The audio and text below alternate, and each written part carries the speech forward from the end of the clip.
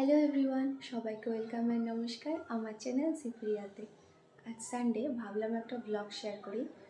Blog বলতে হয়তো কোনো রেসিপি ভিডিও তোমাদের সাথে শেয়ার করব, যদিও জানি না লাঞ্চে আজকে কী রান্না হবে, আর তার সাথে সারাদিন কীভাবে কাটালাম তার কিছুটা ঝলক তোমাদের সাথে শেয়ার করব। তোমরা সাথে থাকো, তাহলে চলো ভিডিওটা এখান থেকে শুরু করা যাক। বাবা বাজার করতে গিয়েছিল, বাজার নিয়ে এখন ফিরলো।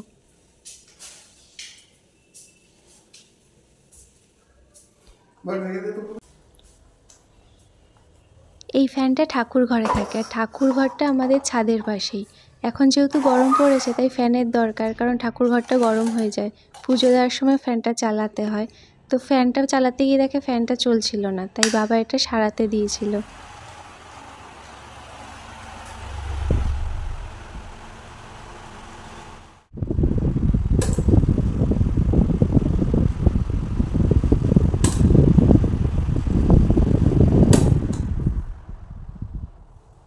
ফ্যানটা ঠিকঠাক চলছে নাকি দেখে নিলাম। ফ্যান তো একদম ঠিক আছে।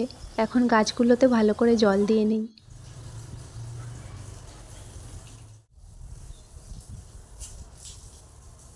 গরম বেশ ভালো মতোই পড়ে গেছে। এবার গাছের উপর গ্রিন নেটটাও বাবাকে বলে লাগিয়ে নিতে হবে, নয়তো গাছগুলো শুকিয়ে যাবে।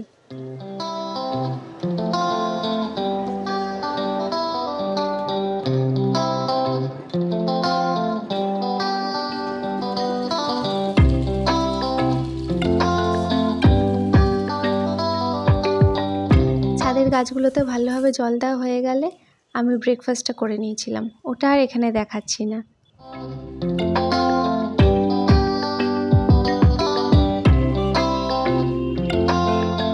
আর এই দেখো আমাদের গাছের লঙ্কা, গাছে জল দেওয়ার পর এই লঙ্কাগুলো তুলে নিয়ে এলাম।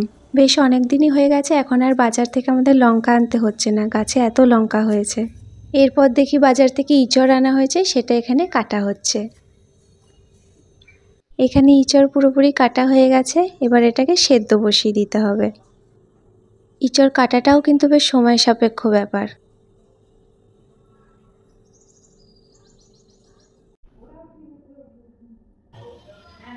এই যে এখানে ইঁচড় সেদ্ধ হচ্ছে।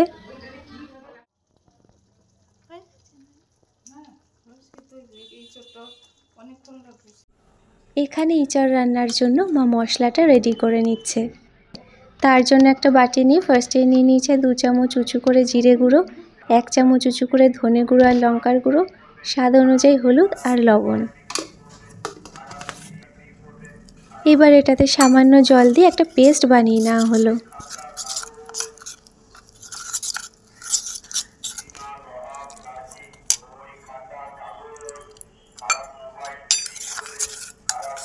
কিছুটা আদা কেটে নিয়ে সেটা থেতো করে নেওয়া হয়েছিল। এবার ওই আদাটা এই মশলার সাথেই মিশিয়ে নেওয়া হচ্ছে।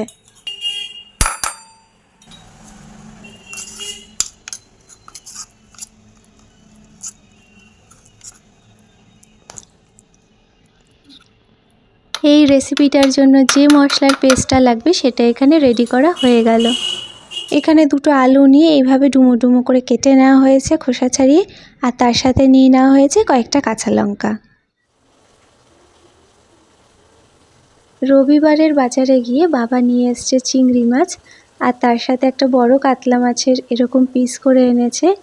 এর সাথে কাতলা মাছের মাথাও এনেছিল, যেটা আমি আর এখানে ভিডিও করিনি। ওই মাথাটা দিয়ে একদিন ডাল হবে।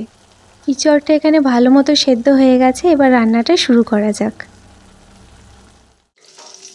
যথারীতি কড়াই গরম বসিয়ে, কড়াই গরম হয়ে গেলে তাতে সর্ষের তেল ঢেলে দেওয়া হয়েছে, আর তেল গরম হয়ে গেলে তাতে 1 চিমটে হলুদ দিয়ে আলুগুলো ছেড়ে দেওয়া হচ্ছে। হলুদটা দিয়ে দিলে গায়ে ছেটা আসে না গরম তেলটা।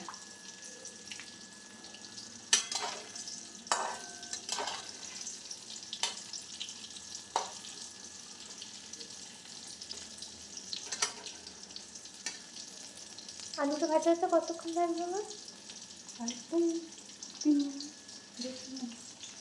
2-3 মিনিট লাগবে। এই 2-3 মিনিট আলুটা ভালো করে ভাজা হয়ে যাক, তারপরে আবার দেখাচ্ছি তোমাদের। ওভেনের আজকে মিডিয়াম টু হাইই আছে, তাহলে আলুটা 2-3 মিনিটে ভালো করে ভাজা হয়ে যাবে।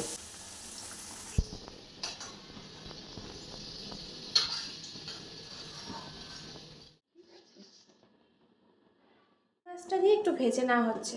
কতক্ষণ ভাজতে হবে? 1-2 মিনিট ভাজতে? হ্যাঁ 1-2 মিনিট। হ্যাঁ দাও। এবার ওই তেলেই চিংড়ি মাছগুলো ছেড়ে দিয়ে ভেজে নেওয়া হচ্ছে। চিংড়ি তো বেশি ভাজবে না, অল্প ভাজলেই হবে। তারপরে এসবটা যখন কষাবো তখন দিয়ে দেবো। আর চিংড়ি আবার বেশি ভাজলে শক্ত লাগে। হ্যাঁ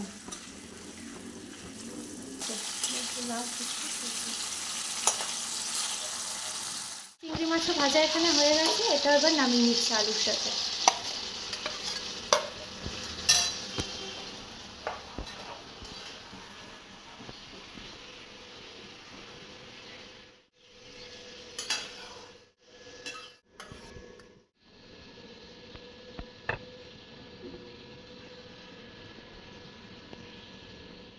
কাঁচা লঙ্কাটা দিচ্ছি। প্রথমে কাঁচা লঙ্কাটা দিয়ে একটু হালকা ভেজে নিচ্ছে, এবার এর সাথেই মশলাটাও দিয়ে দিচ্ছে। এই মশলাটা একটু আগে মোটামুটি কতক্ষণ হয়েছে? 1/2 ঘন্টা হয়ে গেছে না? হ্যাঁ 1/2 ঘন্টা মতো ভেজানো ছিল।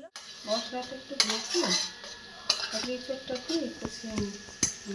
মানে মশলাটা কষিয়ে তেলটা ছেড়ে গেলে এঁচোড়টা দেবে তো? না, মশলাটা একটু ভেজে তারপরে এঁচোড়টা দিচ্ছি, দিয়ে কষিয়ে নিই। মশলাটা একটু ভেজে এখন এঁচোড়টা দিয়ে দিচ্ছে। এঁচোড়টা ভালো একদম সেদ্ধ হয়ে গেছে।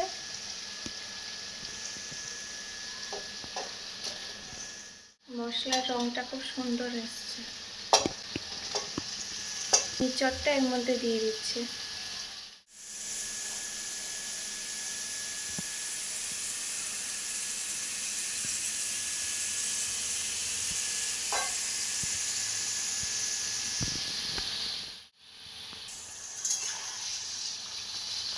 এঁচোড়টা এবার মশলার সাথে ভালো করে কষাচ্ছে। হ্যাঁ এঁচোড়টা মশলার সাথে ভালো করে কষানো হয়ে গেলে ঝোল দিয়ে আলুটা চিংড়িটা দিয়ে দেবো। আলু ভালো করে এঁচোড়টা আমি সেদ্ধ করতে কতক্ষণ লাগলো? 20-25 মিনিট। 20-25 মিনিট লেগেছে এঁচোড়টা সেদ্ধ হতে। এটা কচি এঁচোড়। এখন এঁচোড়টা কষাবে, কষানো হলে আবার দেখাচ্ছি।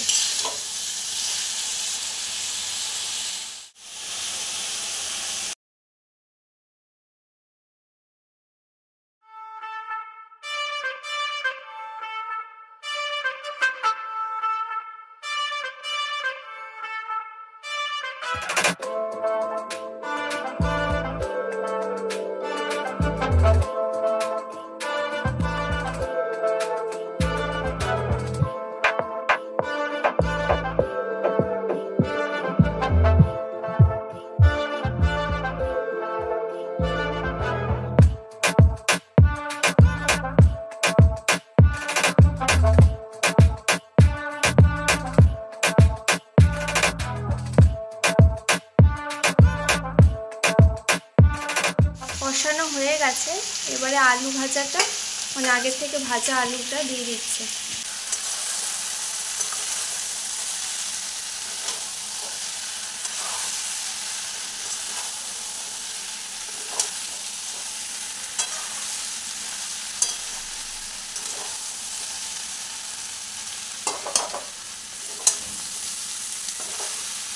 এখন এটা আলুর সাথে আবার কষাবে।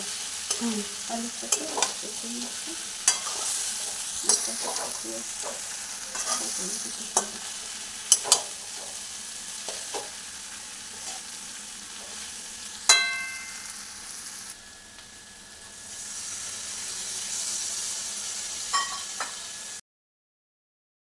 যে বাটিটায় মশলার পেস্টটা তৈরি করা হয়েছিল সেই বাটির 2 বাটি জল নিয়ে এখানে অ্যাড করা হলো। কষানো এখানে ভালো মতো হয়ে গেছিলো, এবার মশলার বাটিতে কিছুটা জল দিয়ে ওই জলটা এখানে ঢেলে দেওয়া হলো। আর জল দেবে?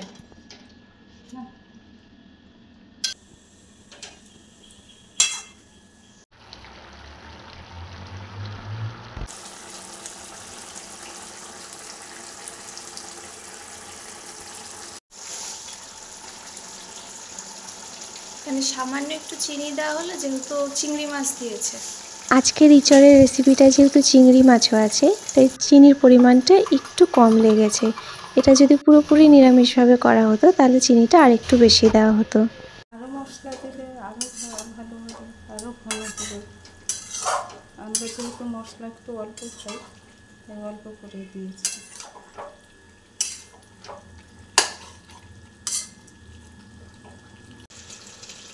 এখানে সামান্য পরিমাণ ময়দা বা আটা, তোমরা যে যেটা পারো, একটা বাটিতে অল্প পরিমাণ জলে গুলে সেই জলটা এর মধ্যে ঝোলে অ্যাড করে দিতে পারো, তাহলে ঝোলটা একটু গাঢ় হয়। এখানে মা জলের সাথে সামান্য ময়দা মিশিয়ে ঝোলে অ্যাড করেছিল। তারপর গ্যাসের সিমটাকে লো টু মিডিয়ামে রেখে সামান্য কিছুক্ষণের জন্য কড়াইটা ঢাকা চাপা দিয়ে রাখা হয়েছিল। কিছুক্ষণ পর কড়াইয়ের ঢাকনাটা সরিয়ে ভাজা চিংড়ি মাছগুলোকে এর মধ্যে অ্যাড করে দিতে হবে।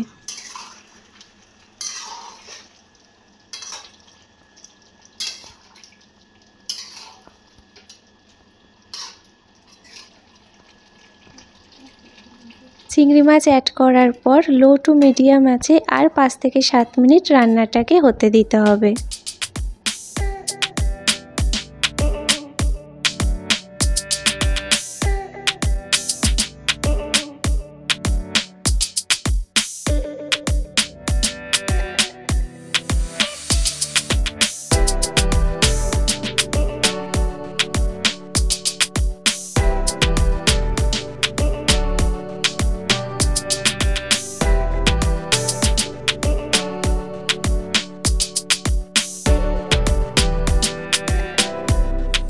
রান্না এখানে পুরোপুরিভাবে কমপ্লিট। এবার রান্নাটাকে কড়াই থেকে নামিয়ে অন্য একটা পাত্রে ঢেলে ভালোভাবে সাজিয়ে নেওয়া হয়েছে। তৈরি হয়ে গেল ইচড় চিংড়ির দারুণ সুস্বাদু এই রেসিপিটা। আশা করি তোমাদের ভালো লেগেছে। তোমরাও কিন্তু এই রেসিপিটা ফলো করে এইভাবে ইচড় চিংড়ি বাড়িতে বানিয়ে নিতে পারো আর আমাকে জানাতে পারো কেমন লাগলো তোমাদের খেতে। রবিবার স্পেশাল লাঞ্চে এই দিন ছিল ইচড় চিংড়ি, যেটার রেসিপি তোমাদের সাথে শেয়ার করলাম। তার সাথে ছিল তিতর ডাল আর তার সাথে ছিল টক দই। লাঞ্চটা খুব ভালো লেগেছিল আমার, আর প্রতিবারের মতো ইচড় চিংড়িটা তো এবারও দারুণ লেগেছিল। লাঞ্চ করার পর বিকেলবেলার দিকে আমি চলে গিয়েছিলাম ছাদে গাছগুলোতে একটু স্প্রে করতে। এই যে হাঁড়িটায় দেখছো, এই হাঁড়িটার মধ্যে সার্ফ আর শ্যাম্পু জলে মিশিয়ে রাখা আছে। এটা বাবাই করে রেখেছিল। আমি এবার এই স্প্রে বোতলটায় জলটা ভরে এটা গাছে এখন স্প্রে করব। এর আগে গাছে অনেকবার নিম অয়েল স্প্রে করেছি, কিন্তু সেরকম কাজ হয়নি। গাছে মিলিবাগ হয়ে গেছে প্রচুর, আর একটা গাছে হলে চারপাশের গাছগুলোতেও ছড়িয়ে যায়। তাছাড়া সোনাটাও স্প্রে করেছিলাম, সুপার সোনাটা, ওটাতে মোটামুটি কাজ হয়। তো এবারে এইভাবে সার্ফ আর শ্যাম্পু মিশিয়ে স্প্রে করে দেখছি। এই সার্ফ আর শ্যাম্পুর মিক্সচারটাও ভালোভাবে কাজে দেয়, কিন্তু সপ্তাহে 2-3 দিন স্প্রে করতে হয়। মিলিবাগ তাহলে অনেকটাই কমে যায়। এই ভিডিওটা আমি তাহলে এখানেই শেষ করছি, না হলে অনেক বড় হয়ে যাবে। আমার এই ভিডিওটা এতক্ষণ ধরে দেখার জন্য তোমাদের সবাইকে অসংখ্য ধন্যবাদ। আমার এই ভিডিওটা ভালো লেগে থাকলে আমার চ্যানেলটাকে সাবস্ক্রাইব করার এবং ভিডিওটাতে লাইক, কমেন্ট, শেয়ার করে আমার পাশে থাকার অনুরোধ রইল। দেখা হচ্ছে নেক্সট কোনো একটা ভিডিওতে। ততক্ষণ take care of yourself, কারণ self love is the key to a joyful life.